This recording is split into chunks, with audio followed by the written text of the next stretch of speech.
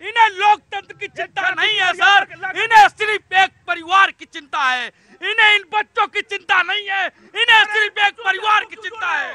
नहीं, साक्षी मलिक जी का मैंने जब जिक्र किया, जब देश के उपसभापति, देश के उपराष्ट्रपति एक संवैधानिक पद पर बैठे हैं, रुको, वो कहते हैं कि मैं एक जाट जाति से आता हूं, मेरा असम्मान, मेरा अपमान जाट जाति का अपमान है। संवैधानिक पद पर बैठा व्यक्ति ऐसी बात बोल सकता है क्या? और जब ऐसी बात बोली जाएगी तब पूछा जाएगा कि जो जाट आंदोलन कर रहे थे, जो हमारे किसान, मैं प्रभात जी, आज मैं बिल्कुल मूड में नहीं हूं कि बहस हो। मैं बिल्कुल, एक सेकंड दीजिए बस, बिल्कुल मूड में नहीं हूं बहस हो।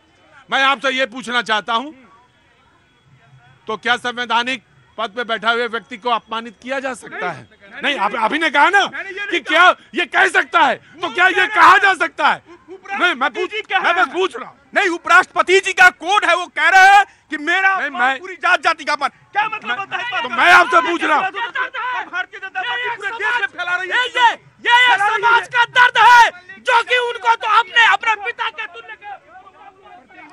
मैं कहता हूं प्रभात जी, छोड़िए जात छोड़िए, मैं आपसे एक सवाल पूछता हूं, जो नकल उतारी गई, क्या वो सारे समाज में बुजुर्गों का अपमान है या नहीं? इसका जवाब दीजिए मुझे। मैं आ रहा हूं। एक संवैधानिक पद पर बैठे हुए उपराष्ट्रपति का इस प्रकार से मिमिक्री करना और कांग्रेस के भावी मिस्टर राहुल गांधी का फोटो खींचना, वो एक देश के लिए शर्मसार है और बहुत ही ज्यादा शर्मसार है। जी बिल्कुल, मैं बीजेपी को दूंगा। जी प्रतीक जी, अभी यहाँ पर बहुत संवेदनशील विषय पर बात हुई, गरीबी की बात हुई, गरीबों के साथ खड़ा होने का आह्वान हुआ, सबने एक स्वर में कहा, लेकिन अगले ही क्षण कहाँ पहुंच गए? तुरंत जाति। अभी इनको जाति के आधार पर चीजों को देखना है। इनकी राजनीति स्पष्ट है। मोदी जी ने साफ कहा ना, देश में हम सबसे बड़ी प्राथमिकता गरीबों के लिए है, महिलाओं के लिए, किसानों के लिए और युवाओं के लिए है। कोई एक जाति बताइए जिसमें ये चारों वर्ग शामिल ना हो। तो मोदी जी जिस सकारात्मक राजनीति की ओर बढ़ रहे हैं, उससे रोकने के लिए संसद के भीतर क्या होता है उसका एक नमूना यहाँ भी उनके प्रतिनिधि दिखाते हैं। कोड ऑफ कंडक्ट है इस डिबेट का। एक व्यक्ति जिसके सामने माइक है वो बोलेगा।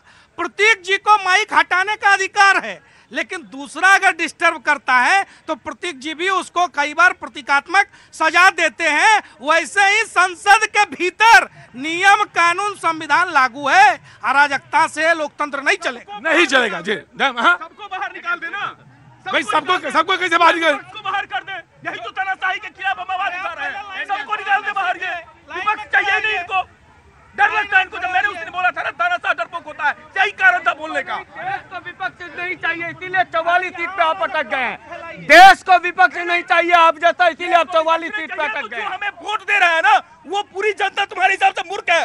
जो विपक्ष को वोट करती है वो मूर्ख है। निकाल दो ना पूरे विपक्ष को बाहर, पूरे विपक्ष को कर दो बाहर। अमित, ये तानाशाही इस देश की जनता जवाब देगी। अरे तानाशाही होता तो मध्य प्रदेश जनता जवाब देगी। 19 के बाद आपके शो में फिर आ गया, क्योंकि मुझे कहीं एंट्री नहीं है। एंट्री नहीं है कहीं, किसी की एंट्री नहीं है। रुको, मैं आ रहा हूँ, आऊंगा, आ रहा हूँ। चुपचाप खड़े रहिए जी, बोलिए। इन्होंने कहा तानाशाही। मैं आपको यही कहना चाहता हूं भैया, आप वो तानाशाही भूल गए जब देश को इमरजेंसी की आड़ में झोंक दिया गया था, युवाओं को अंधेरे में बंद कर दिया गया था, देश के नेताओं को, विपक्ष को आप जेल के काल कोठरी में डाल देते थे, तब कहा था। और मैं दूसरी बात देखिए, मुद्दा आज देश में मिमिक्री है ही नहीं। मुद्दा है कि लोकतंत्र के मंदिर में इतना बड़ा हमला होता है जो भारतीय जनता पार्टी के सांसद के द्वारा पास बना के अंदर लिया जाता है। जब देश के सांसद आवाज उठाते हैं, उस पर एक्शन हो, तो देश में 141 सांसदों को सस्पेंड कर दिया जाता है, उनकी आवाज को दबा दिया जाता है। लेकिन उसके बाद ये लोग कहते हैं कि जाट का अपमान हो गया। मुझे याद है हमारी बहन साक्षी मलिक, जिसने आज कुश्ती से संन्यास ले लिया क्योंकि भारतीय जनता पार्टी के सांसद के से को न्याय नहीं मिला।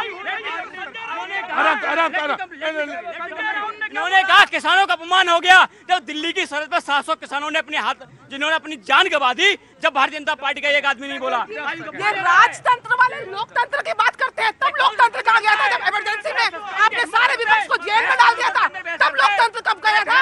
जब सारे, अब 2 मिनट शांति रखिए। आप अपने अधिकारों का दुरुपयोग करते हैं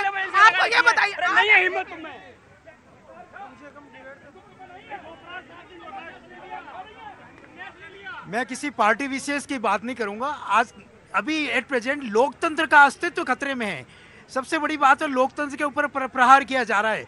जब चुनाव आयुक्त की नियुक्ति की जाती है एक निष्पक्ष बोर्ड के द्वारा, जिसमें एक सुप्रीम कोर्ट का न्यायाधीश और एक प्रधानमंत्री और विपक्ष का नेता होता है, तो मेरे को एक बात समझ में नहीं आती, इसमें जो सुप्रीम कोर्ट के न्यायाधीश का पद क्यों हटा दिया जाता है जानबूझकर, और उसकी जगह मोदी जी अपने मंत्रिमंडल के सदस्य को लाते हैं ताकि चुनाव आयुक्त इलेक्शन कमीशन में डिफाइंड है कैसे, वो तो और डेमोक्रेटिक किया उन्होंने। बिल्कुल मैनिपुलेट किया जा रहा है। रॉन्ग इंफॉर्मेशन है। आज तक पहले तो केंद्र सरकार जिनको चाहती थी उनको नियुक्त कर देती थी। सुप्रीम कोर्ट ने तात्कालिक व्यवस्था करके सरकार को कहा था कि अब व्यवस्था बनाइए और उसके तहत बनाई गई है। अभी लोकतंत्र की बात कर रहे थे। ये लोकतंत्र का मजाक इससे बड़ा क्या हो सकता है जो आम आदमी पार्टी कर रही है। एक घोटाला जिसमें एक व्यक्ति 1 साल से जेल में बंद है, दूसरा 8 महीने से बंद है, तीसरा 2 महीने से बंद है, उसके बाद भी चौथे से पूछताछ के लिए क्या बुलाया जा रहा है। अरविंद केजरीवाल कहते हैं मुझे पहले चुनाव प्रचार करना है, फिर कहते हैं मुझे विपासना जाना है। ये वही लोग है ना जो कहते थे आरोप लगे तो पहले इस्तीफा दो, जांच कराओ, और जांच से भाग रहे हैं ये लोग। जी कहां से आना हुआ? सर मैं ये कहना चाहूंगा, ये फ्री की रेवड़ियाँ जो बढ़ रही है ना यहाँ पे, कहाँ? दिल्ली में या पंजाब में जो फ्री की रेवड़ियाँ, हाँ फ्री की रेवड़ी जो बढ़ी जा रही है यहाँ पे, हाँ। और जो बकवास करते हैं बीजेपी के जितने भी सांसद है कोई दिक्कत नहीं है, लेकिन उनके ऊपर कांग्रेस वाले जो परेशान कर रहे हैं उनको, ये बहुत बड़ी दिक्कत है। अच्छा कांग्रेस वाले परेशान कर रहे हैं बीजेपी वालों को? मैं अच्छा ये बताओ बीजेपी वाले गुलाब की पंखुड़ी है? कांग्रेस से घुसाया एक सेकंड, वो जो है ना वो हमारे लिए बहुत अच्छे हैं। वो करे कि कांग्रेस वालों को बीजेपी वाले परेशान कर रहे हैं, तो मैंने पूछा क्या बीजेपी वाले गुलाब की पंखुड़ी है?